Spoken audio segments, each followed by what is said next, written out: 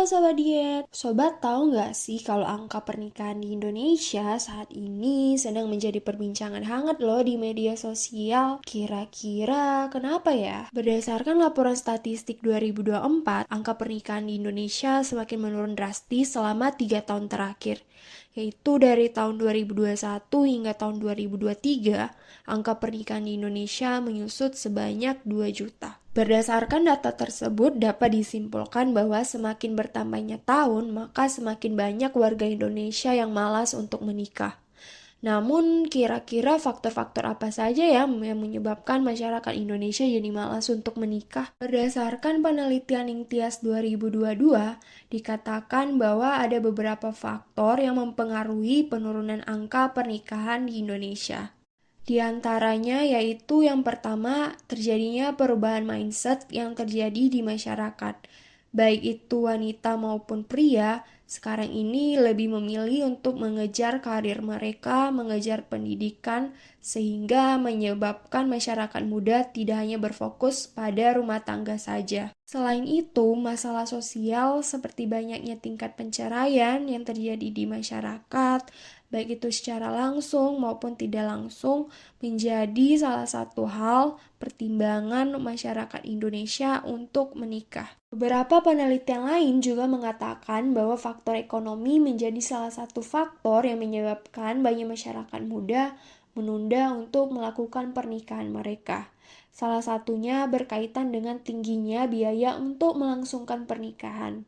Selain itu, banyak masyarakat muda yang sadar bahwa setelah menikah itu, kebutuhan akan finansial pun semakin lebih banyak, apalagi ketika mempunyai anak. Lainnya yaitu masih banyak masyarakat yang belum siap mental untuk melakukan pernikahan.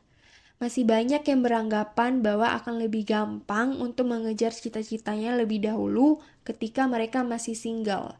Karena menurut mereka ketika sudah menikah, maka akan lebih besar tanggung jawab yang akan dipegang dan lebih banyak beban yang akan ditanggung, sehingga untuk melakukan berbagai hal akan terasa lebih sulit.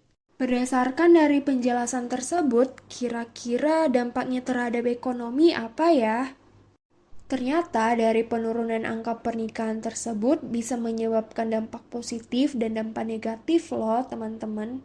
Dampak negatif yang terjadi dari penurunan angka pernikahan yaitu yang pertama, tingkat pertumbuhan penduduk akan semakin rendah yang berpengaruh pada tingkat konsumsi sehingga konsumsi di masyarakat akan turun.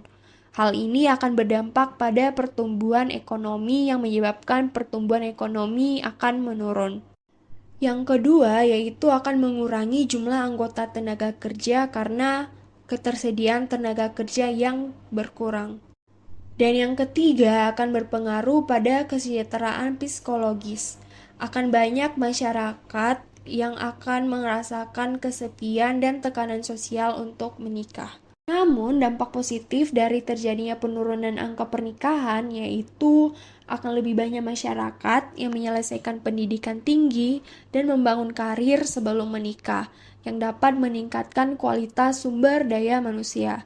Selain itu, banyak orang yang memiliki kesempatan untuk fokus pada pengembangan diri, karir, dan aspirasi pribadi tanpa tekanan untuk menikah. Selain itu, akan mengurangi tingkat perceraian yang terjadi di masyarakat karena sebelum menikah, masyarakat memiliki kesempatan untuk mempersiapkan finansial dan mental sebelum menghadapi itu pernikahan.